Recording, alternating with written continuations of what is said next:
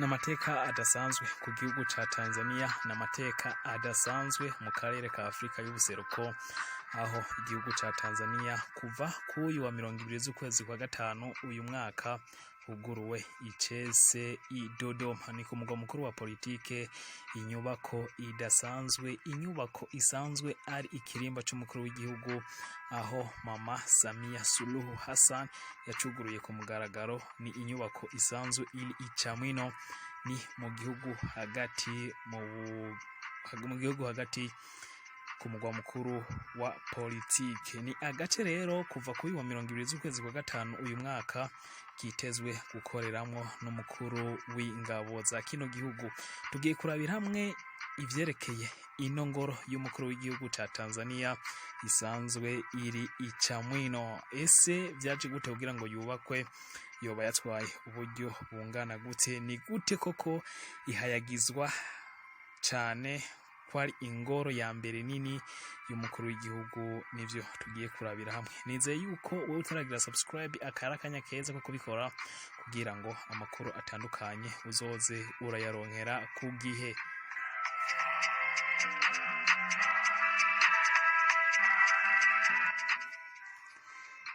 Burya inyubako y'umukuru w'igihugu ca Tanzania ntabwo ari ubwa mbere yoba yiyumviriwe.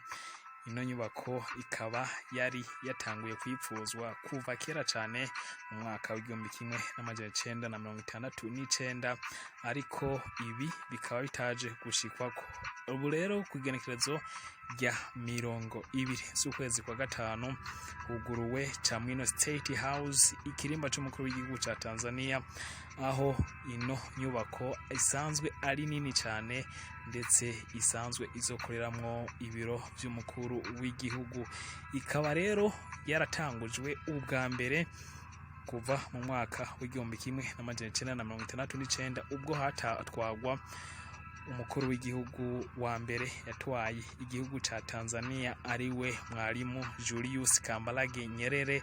Uyu akaba yaritegereje hano hantu icamwino, avuga yuko hakwiye kuba ikirimba c'umukuru w'igihugu, ariko ibi ntivyaje gushirwako kuko vyaje gusimburana kugeza mu mwaka w'2020 neza na neza mu kwezi kwa gatanu itariki 30, aho umukuru w'igihugu yari ico gihe nyakwigendera John Pombe Magufuli yatanguje umugambi ashinga ibuye ryo kubaka ino nyubako.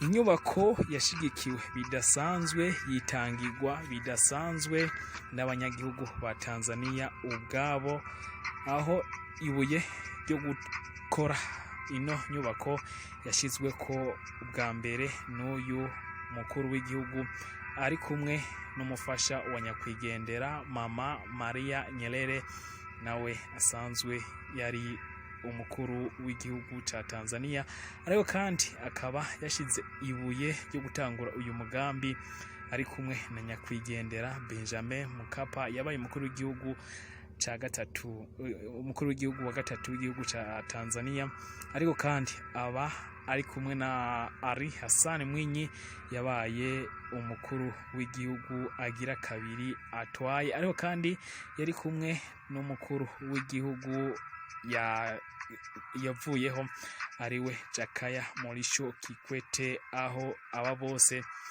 batanguje ibuye ryo kubakwa ino nyubako idasanzwe y'umukuru w'igihugu. Ariko ibikorwa bikaba vyamaze amezi 30 yose, aho kuri ubu kugenekerezo rya 20 z'ukwezi kwa gatanu huguruwe icese ino nyubako. Imbere yuko uno mukuru w'igihugu ca Tanzania yakwigendera John Pombe Magufuli asezera isi kugenekerezo rya 17 z'ukwezi kwa gatatu umwaka wa 2021, ibikorwa vyariko birakogwa. Hanyuma Mama Samia Suluhu Hassan aza kubandaniriza ko ari vyatumye rero ino nyubako yugururwa icese inyuma yuko iheze. Ni nyubako nini cane, aho igice iherereyemwo kingana na ibihumbi 8,773 bivuze kilometero kwadrato 34. Iki ni igice kinini gisumba incuro 200 igice kirimwo ingoro y'umukuru w'igihugu i Dar es Salaam kuko yoyo ifise 41.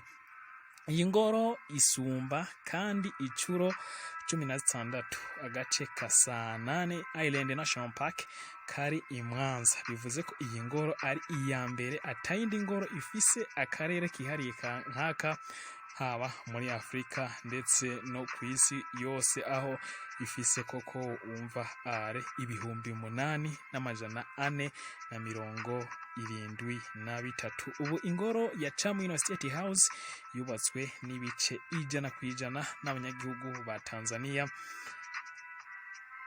ubwabo, aho ino nyubako yatangujwe nkuko nabibabwiye na nyakwigendera John Pombe Magufuli, ariko iyubakwa ryavyo kaba byashinzwe igisirikare, ikigo ca gisirikare cha Tanzania People's Defense Force, aho inyubako naho yagiye ikurikiranwa n'ishirahamwe rya Suma JKT and Consultants Tanzania Building Agency TBA ko hubakwa inyubako isa neza n'isanzwe iri i Dar es Salaam.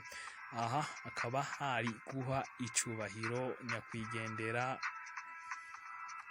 watwaye kino gihugu ubwa mbere ari we Kambarage Julius Nyerere. Mu ijambo ryiwe yashikirije ubwo hugurugwa icese kwigenekerezo rya 30 z'ukwezi kwa gatanu mwaka wa 2020, Magufuli yagize ati iyi nyubako nayo izoba ifise iminara 5 dutegerezwa gukora nkuko byari byifujwe na nyakwigendera Nyerere mu kumuha icubahiro. Iyi nyubakwa izoba isa n'iri i Dar es Salaam, yari yubatswe mu kuva mu mwaka w'igihumbi 1893 ingoro y'umukuru w'Abadagi ubwo hari ubukoroni gusa.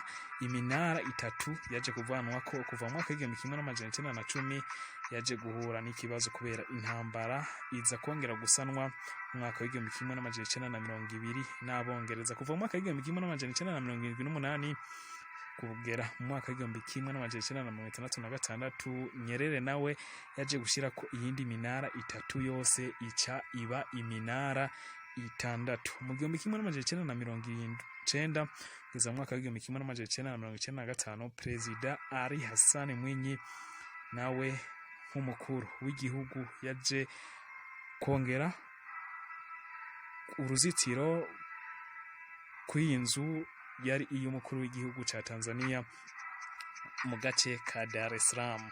Naho Mkapa Benjamin nawe yaje kubaka aho umukuru w'igihugu aba Magogoni State House, Magogoni President Residence.